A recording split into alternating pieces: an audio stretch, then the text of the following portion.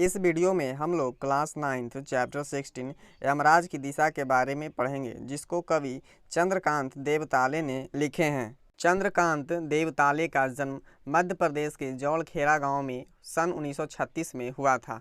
उन्होंने प्रारंभिक एवं उच्च शिक्षा इंदौर से प्राप्त की थी।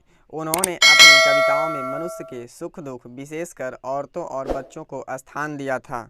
चंद्रकांत देवताले को ढेर सारे पुरस्कार मिले हैं, जिनमें अंतिम महत्वपूर्ण पुरस्कार सन 2012 का साहित्य अकादमी पुरस्कार था। यह उनके कविता संग्रह पत्थर फेंक रहा हूँ के लिए दिया गया था। उनकी प्रमुख कृतियाँ हड्डियों में छिपा ज्वर, दीवारों पर खून से लकड़बगहा हंस रहा है, भूखंड तप रहा है, पत्थर की बैच, इतनी पत्थर रोशनी, उजार में संग्रहालय। माँ की ईश्वर से मुलाकात हुई या नहीं कहना मुश्किल है, पर वह जानती थी जैसे ईश्वर से उसकी बातचीत होती रहती है और उससे प्राप्त सलाहों के अनुसार जिंदगी जीने और दुख बर्दाश्त करने के रास्ते खोज लेती हैं। इन पंक्तियों में कवि ने अपनी माँ के ऊपर अपने विश्वास और उनकी माँ के ईश्वर पर विश्वास का वर्णन किया है। उनके अनुसार उन्हें यह नहीं पता है कि उनकी माँ ने ईश्वर को देखा है कि नहीं, और यह अनुमान लगाना भी लेखक के लिए बहुत कठिन है, लेकिन उनकी माँ उन्हें यह विश्वास दिलाती थी कि उनके और ईश्वर के बीच बातचीत होती रहती है और ईश्वर उन्हें ज़िंदगी जीने की ज़रूरी सलाह देते रहते हैं। ईश्वर से प्राप्त सलाह के अनुसार उनकी माँ जिंदगी जीने और दुख बर्दाश्त करने के रास्ते खोज लेती हैं।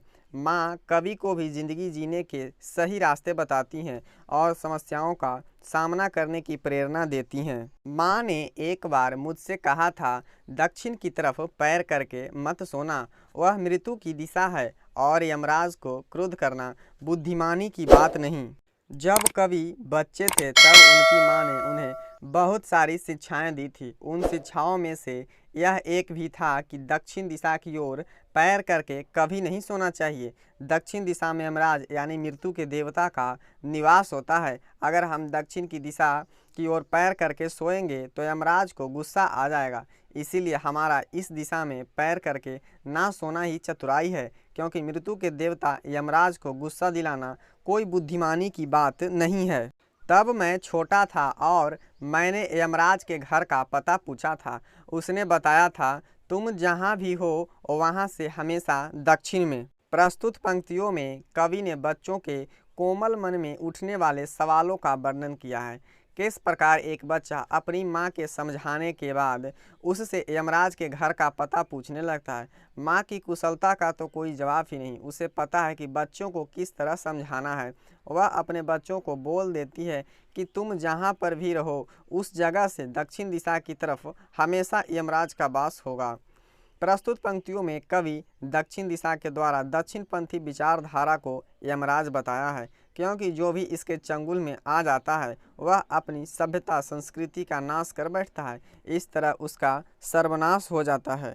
माँ की समझाइश के बाद दक्षिण दिशा में पैर करके मैं कभी नहीं सोया, और इससे इतना फ़ायदा ज़रूर हुआ, दक्षिण दिशा पहचानने में मुझे कभी मुश्किल का सामना नहीं करना पड़ा। इन पंक्तियों में कवि ने कहा है कि माँ के बार बार समझाने से लेखक कभी भी दक्षिण दिशा में पैर करके नहीं सोया, और इस चीज़ का एक अच्छा प्रभाव यह पड़ा कि लेखक को दक्षिण दिशा पहचानने में कभी भी परेशानी नहीं हुई। इसका अर्थ यह है कि बड़े होने के बाद जब लेखक को अपनी माँ की दी हुई सीख समझ आई तो उन्हें दक्षिण दिशा का तात्पर्य समझ आया, और अपनी माँ की दी हुई सीख पर अमल करते हुए उन्होंने कभी भी दक्षिणपंथी विचारधारा को नहीं अपनाया।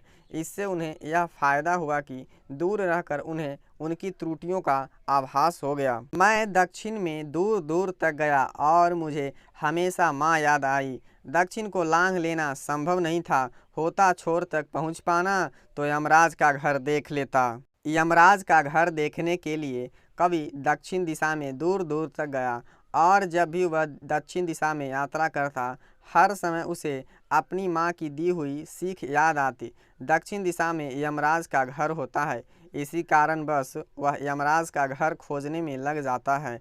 लेकिन कवि को कभी यमराज का घर नहीं मिला। उनके अनुसार दक्षिण दिशा की छोर बहुत ही दूर था, जिस तक कवि कभी नहीं पहुंच पाया, और इसी वजह से उसे यमराज का घर भी नहीं मिला। इसका अर्थ यह है कि जब भी वह दक्षिणपंथी विचारधारा की ओर बढ़ा, हर बार उसे अपने माँ की द्वारा दी हुई सीख याद आई और इसी वजह से वह कभी भी उसके चंगुल में नहीं पड़ा। यही कारण है कि वह कभी भी दक्षिण विचारधारा को नहीं अपना पाया। पर आज जिधर भी पैर करके सो वह दक्षिण दिशा हो जाती है। सभी दिशाओं में यमराज के आलीशान महल हैं और वे सभी में एक साथ अपनी दहकती आंखों सहित विराजते हैं। कवि के अनुसार उनकी माँ ने जब उन्हें यह सीख दी थी तब यमराज का वास केवल दक्षिण दिशा में था, लेकिन अब ऐसा नहीं है क्योंकि चारों दिशाओं में यमराज का वास हो गया है। इसीलिए जिधर भी पैर करके सो कवि को वह दक्षिण दिशा लगती है। इस तरह पहले और आज की स्थिति में काफ़ी अंतर आ चुका है। आज यमराज का विस्तार हर दिशा में हो चुका है।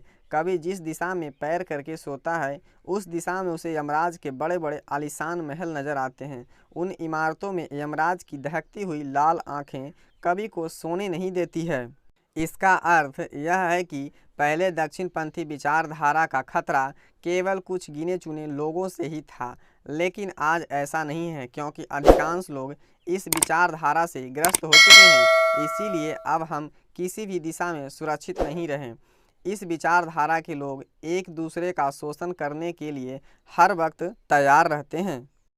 माँ अब नहीं है और यमराज की दिशा भी अब वह नहीं रही जो माँ जानती थी। लेखक के अनुसार माँ के चले जाने के उपरांत अब यमराज की दिशा भी बदल चुकी है। उसका विस्तार हर दिशा में हो चुका है। इसीलिए माँ के द्वारा बताया गया नुस्खा अब किसी काम का नहीं रहा। लेखक जिस दिशा में भी पैर करके सोने की कोशिश करता है, हर तरफ लंबी लंबी इमारतों में उसे यमराज की दहकती हुई आंख नजर आती है। इसका अर्थ यह है कि अब चारों ओर पूंजीपतियों का वास है जो साधारण जनता का शोषण करने में लगे हुए हैं।